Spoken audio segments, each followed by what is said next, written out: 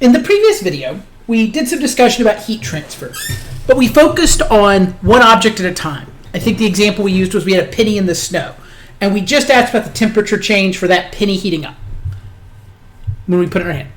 What we want to look at now, though, is we want to look at systems where two things are changing at the same time, and we track both of them instead of just one. So let's take this example. There, my pin drop. We have some water, and we have a block of metal. This block of metal is a hot block of metal, whereas the water is going to be some cold water, let's say. So right now we're just talking about this conceptually. We'll put numbers to it in a minute. So I place the metal into the water. Now, I have a question for you. Intuitively, what happens to the temperature of the metal and what happens to the temperature of the water? I'd like you to think about that for a second. So, I am predicting there's a good chance that one of your thoughts was the metal probably cools off some, and that's a good idea. We know that heat travels from hot objects to cool objects when they're in contact. So, our hot object will cool down some when we put it in some cold water. We really wouldn't expect it to suddenly get hotter, right? That would be really strange. Like suddenly the metal got even hotter because we put it in something cold. That would be weird, and we would want to explore that some more if something like that happened. What's happening is as the two objects are in contact, they start to go towards what's called thermal equilibrium. That's a fancy set of words to say the temperature is the same for both of them eventually. So you leave the metal block in there long enough, eventually it's the same temperature of the water. So what that means is the metal, we're going to call that our system, it lost heat. But you can't lose it in the sense of it disappearing into the ether, into nothingness. So instead, I was doing hand motions with my hands, so I want my webcam back. So it can't just disappear into nowhere. It's not like, poof, I'm the magician. I'm the magical person. Heat gone forever. Instead, what happens is it goes into something else. So in this case, we have our surroundings. That's our water here. It's going to gain the heat. So the way we write this is the Q of the system is equal to the negative of the Q of the surroundings. So for example, let's say the metal lost 500 joules. Let's say Q system equals negative 500 joules. Well, if you plug that into this equation up here, you'll find the Q of the water surroundings, it's going to have to gain 500 joules. That's because these are equal to each other, just with opposite signs. So if the system loses, the surroundings gain. And if the system gains, then the surroundings lose. We don't have both gain and we don't have both lose. So, now how else could I write this? There's another way to do this that will help us with sort of our mathematical applications as we go forward. We know that Q of anything is equal to MC delta T. Hey, wait. That's Q. That's Q. We have two Qs. I can plug this equation in for both Qs. What's important is we have to pay attention to which things they are. So Q system means the mass of the system, the specific heat of the system, and the temperature change of the system, whereas the surroundings, we have to use the surroundings, not the system. So if I plug that in, I get that M of my system times specific heat of your system times delta T of your system is equal to the negative of the mass of your surroundings times the specific heat of your surroundings times the delta T of your surroundings. Now, depending on where you look at this equation, you might see it where it puts the negative on the other side. That's okay, it's the same equation. You can multiply the whole equation by -1, same thing. You might also sometimes reverse, sometimes it's really obvious, I feel like, which one's going to be system, which is going to be surroundings. But as long as you're consistent and you account for everything you have to do, technically you could define your system and surroundings in backwards directions. As long as you're consistent, you'd be okay. Like in this example, if you defined your water as the system and your metal as your surroundings, that would technically give you a right answer. It would be somewhat strange, and I don't think it matches with the intent of the words. Now, having said that, we are making some approximations when we use this, when we define a surroundings. We are assuming that it's just the water that changes. Technically, if you give this long enough, or even if you just give it a little while, the water's going to change its temperature based on the air around it too, right? We know that. If I take some water and I put some ice cubes in it, that water's going to cool down. But if I leave it out in the warm sun, like I take some lemonade, but I put some ice in it, it cooled it down. Oh, it's nice and cold. If I leave it out in the summer for hours, it's not going to be cold anymore, assuming you're in a place where summer is hot enough that it would warm it up. So we are defining this based on what we expect to be a good approximation of, hey, look, the stuff around it's not going to change. So depending on how you look at it, you'll see problems that'll say, like, so it's in a thermos. It's in a thermally isolated area. We'll define it some way to do that. Or we'll be working with something where we're like, yes, technically over time, this would change a little bit. But in the short term, the water's real cold, the metal's real hot. They're right in contact. That they're going to be the things that equalize. And it's going to take much longer for the water to equalize with the air in the room around it. So for that reason, we're going to say it's okay to say the surroundings is the water. Now, if you don't seal this, technically some heat can be lost. This is also helpful when you think about actual application. So if you do this experiment and you get some error, it might be because, well, some of the heat escaped. You didn't perfectly trap it in your calorimeter setup, in whatever setup you used to try to contain the heat.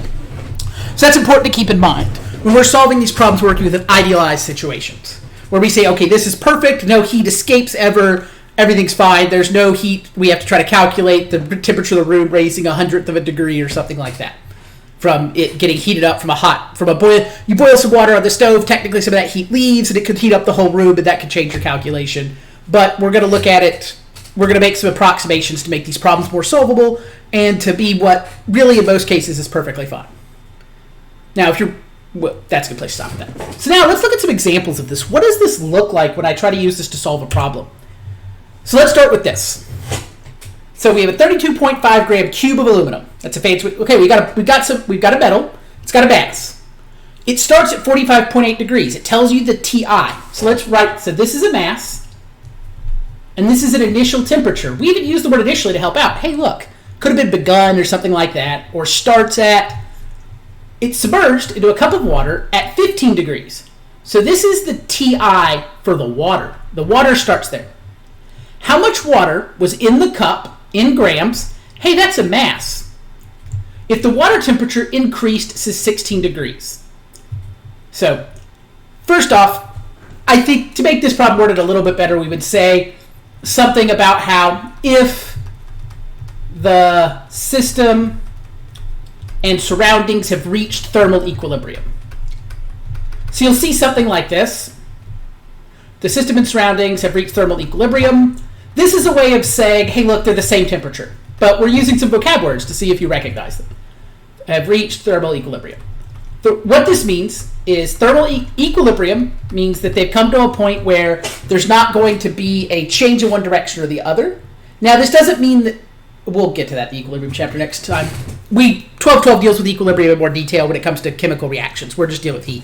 So here, eventually, the metal was put in a cold cup, and water started to warm up, and the metal cooled down.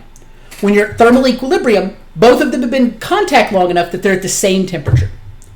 This is related to the idea that you wouldn't expect, for example, the metal to stay at 25 and the water to stay at 16. As long as there's a difference, they'll keep inching towards some middle point.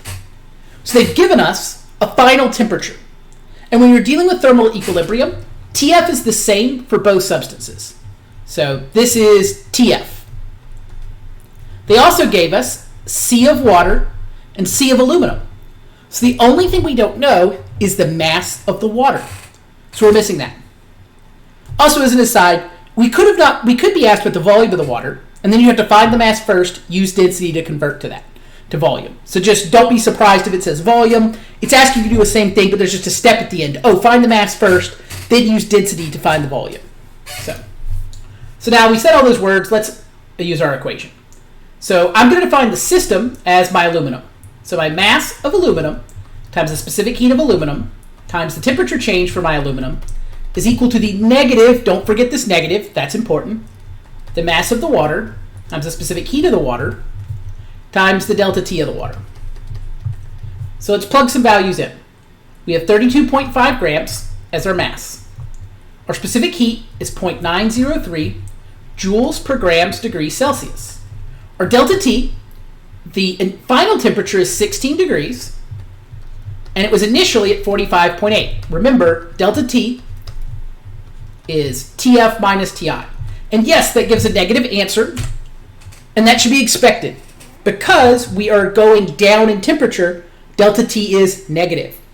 And I remind you of that because I know we haven't done that many examples with negative answers, and sometimes students get it in their head, oh, I did it backwards if it's negative, let me flip that. Well, no.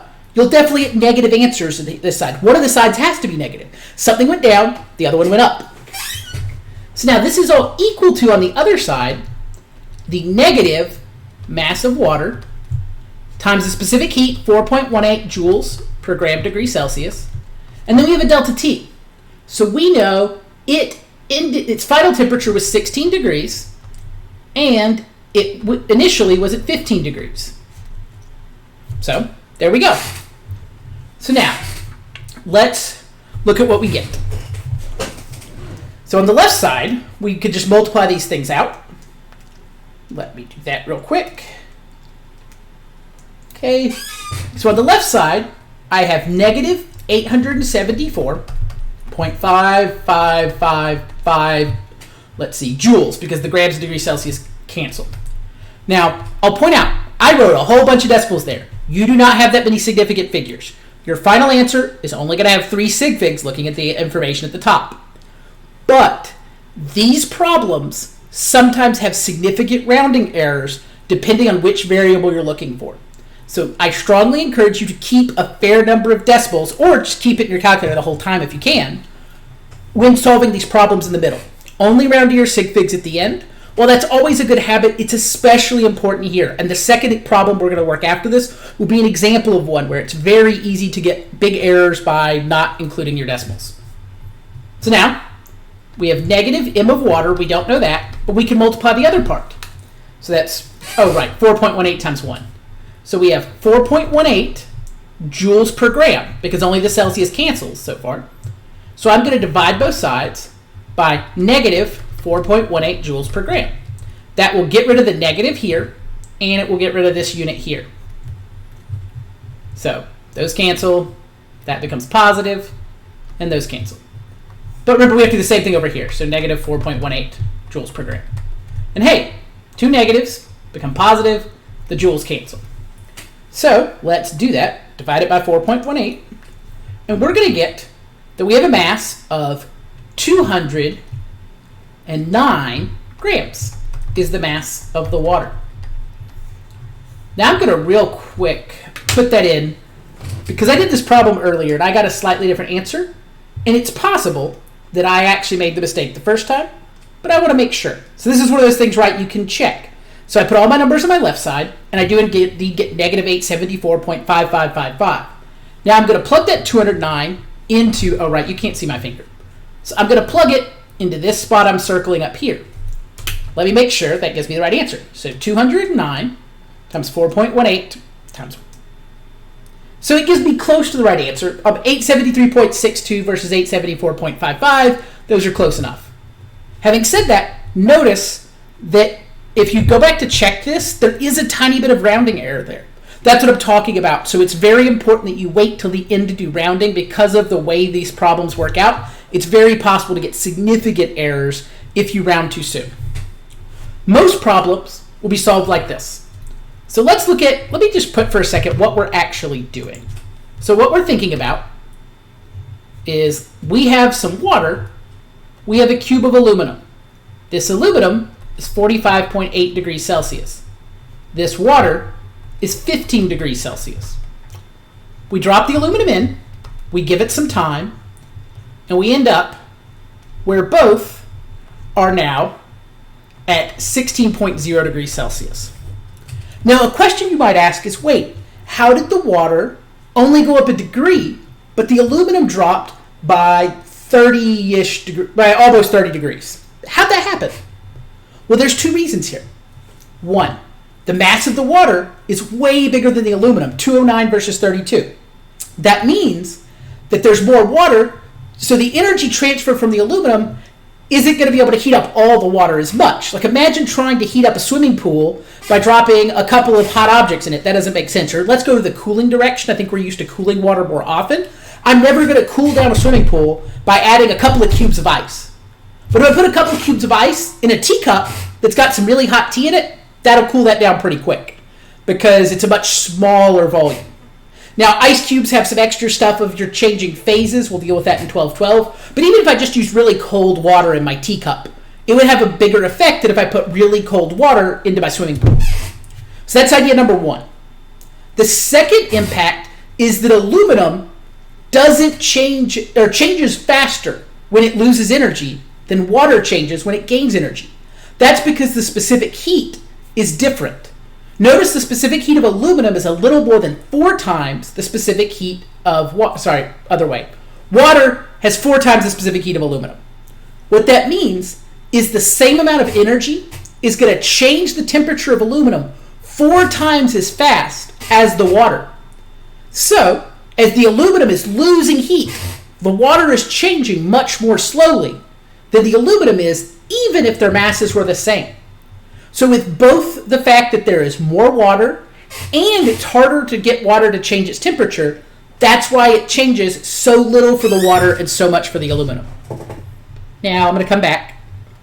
Hey, I'm back. I was always here. Now let's look at a second example, because most problems are going to be like this. You take one of the variables and you work on it and you do some rearranging and it's fine. This example purposely has a lot of the numbers the same. I only changed a few things. I changed the mass and the temperature. That way we wouldn't just copy the answer from the other one.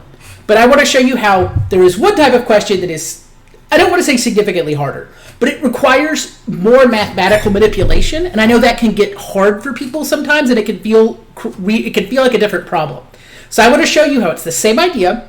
You just have to use some distribution ideas that you learned in algebra, because you're going to have the variable is going to be in 2 parts of the problem.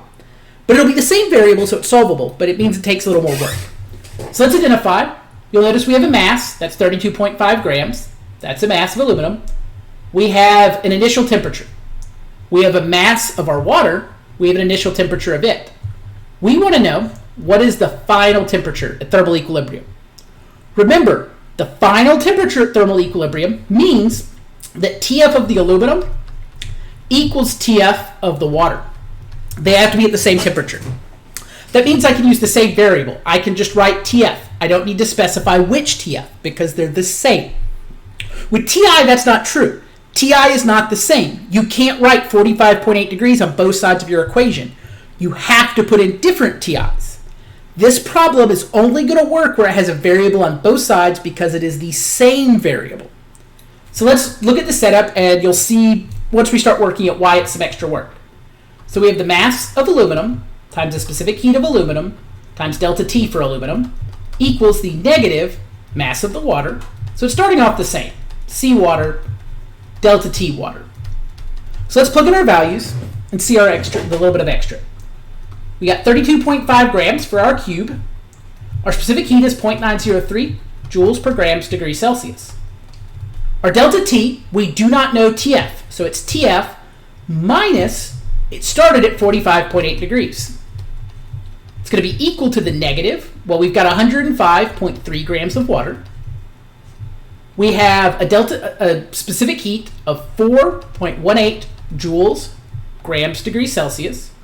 And we have a delta T, TF minus 14.4 degrees Celsius. So what you notice is, TF's on both sides. Now, you're going to solve this the same way you would solve a simple algebra problem. Like if you had, I'm writing an example up here, negative 3 times x minus 4 equals 2 times x minus 7. You've got to get x on one side and everything else on the other.